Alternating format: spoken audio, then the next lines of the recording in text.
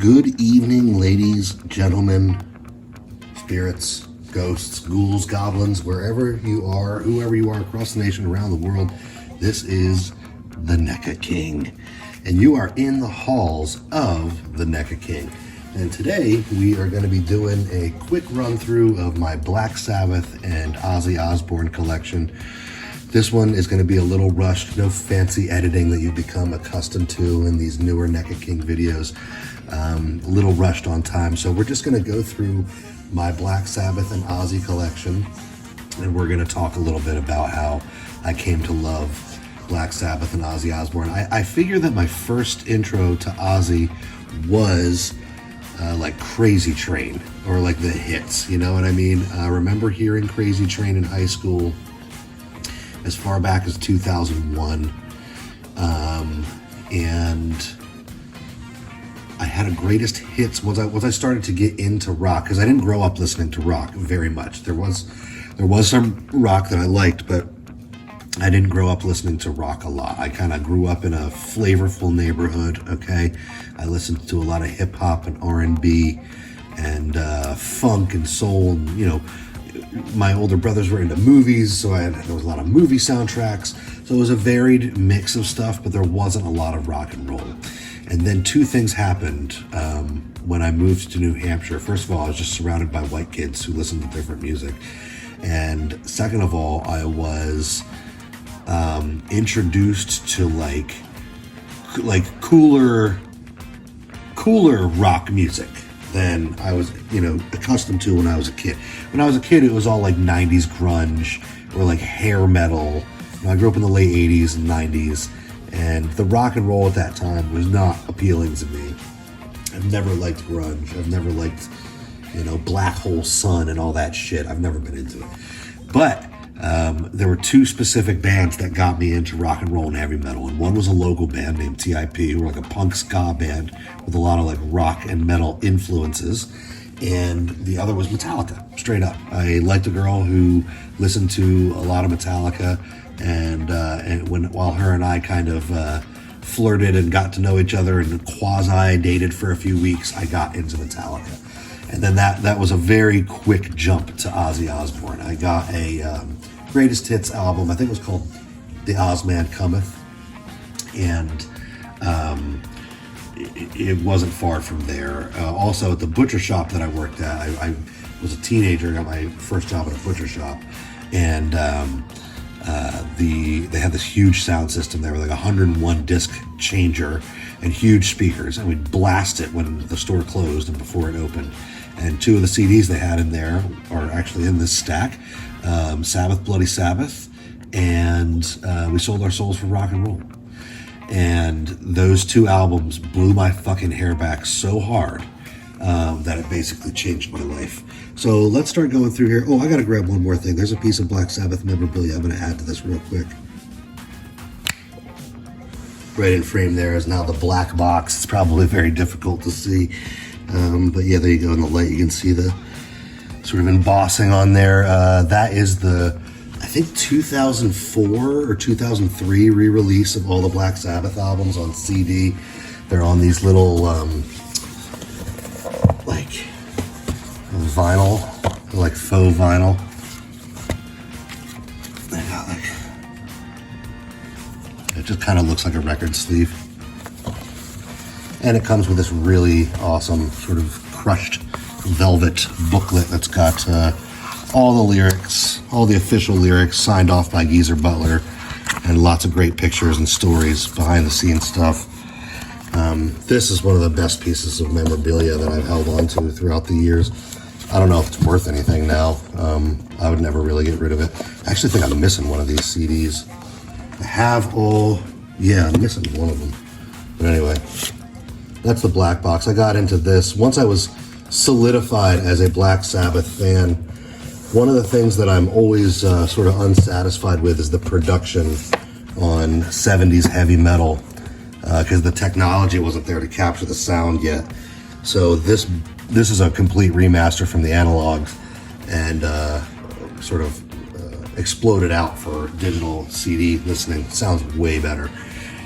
But anyway, these are the original sound on the vinyl. And once I was into Black Sabbath at the butcher shop, it was not long before. I mean, this was a time when you might be able to see some of these prices on here. This was a time when you could go down to the record store and get a record for $2 to $5. And some of these I got on eBay for approximately the same price.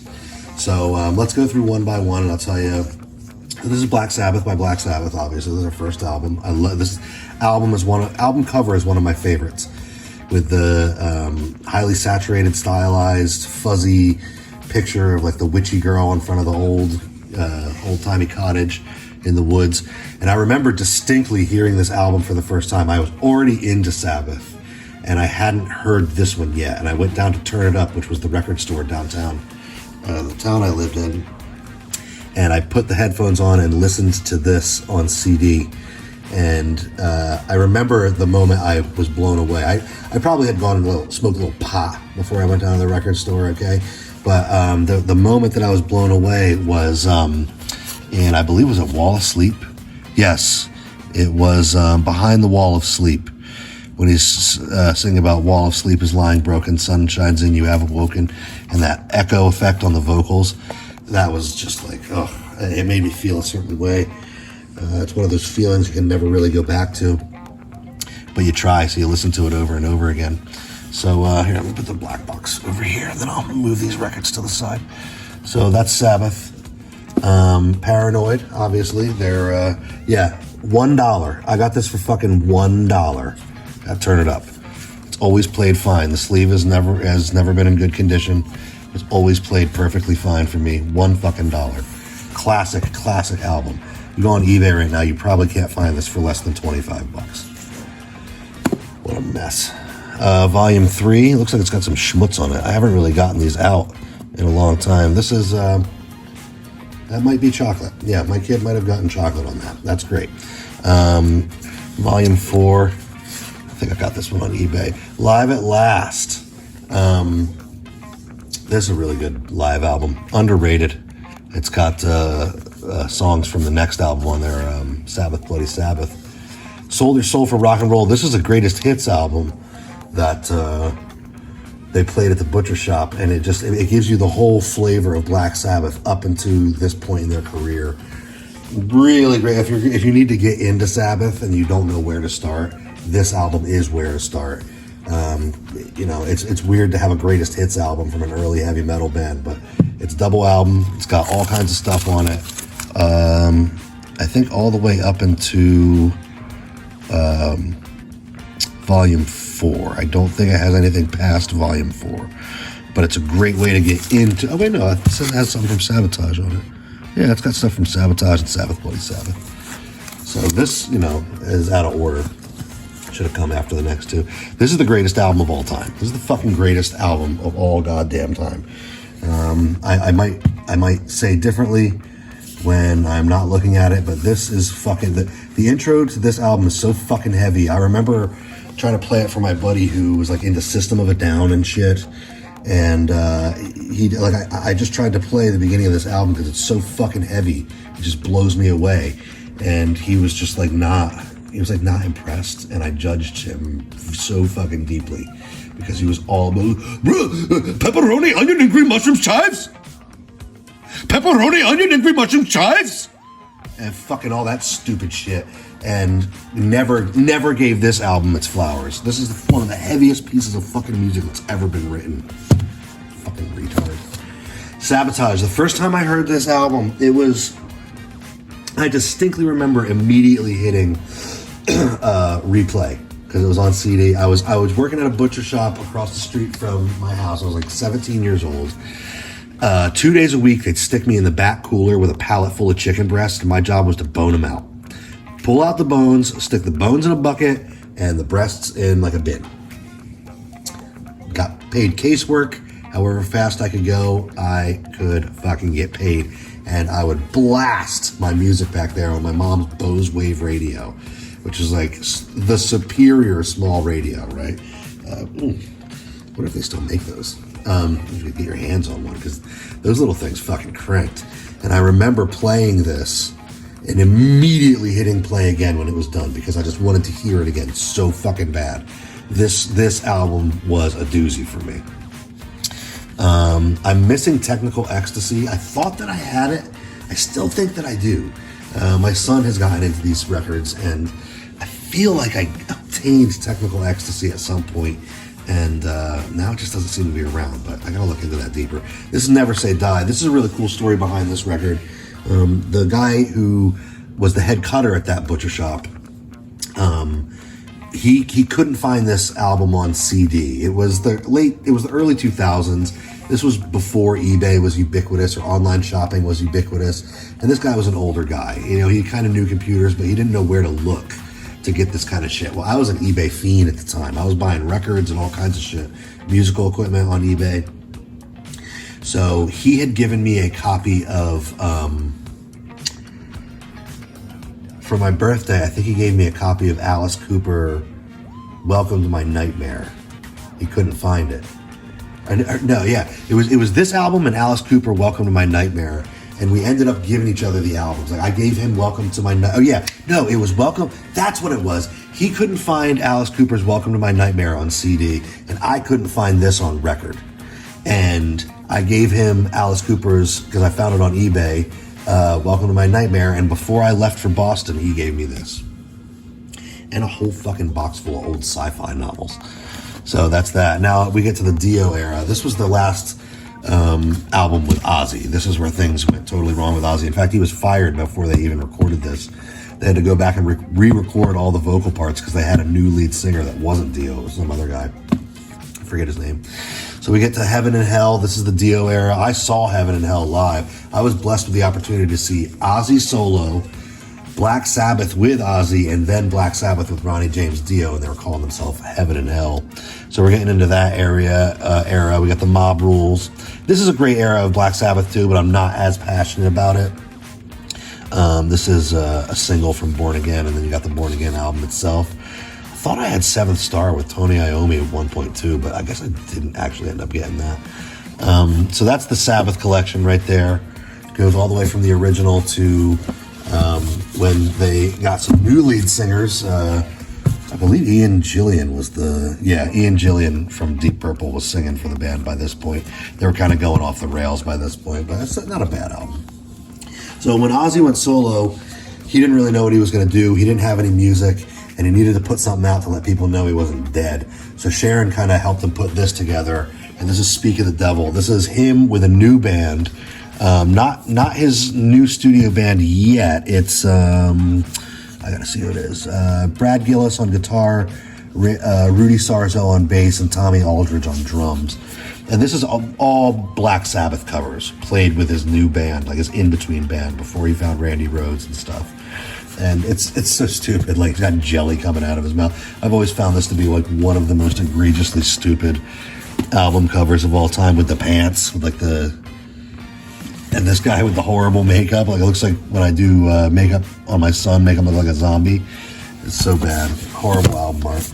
But see that. Then we get into Ozzy solo stuff. I don't have Blizzard of Oz. It's one of the things that I need to pick up now that look, I got this for $6. I recently saw it at the record store.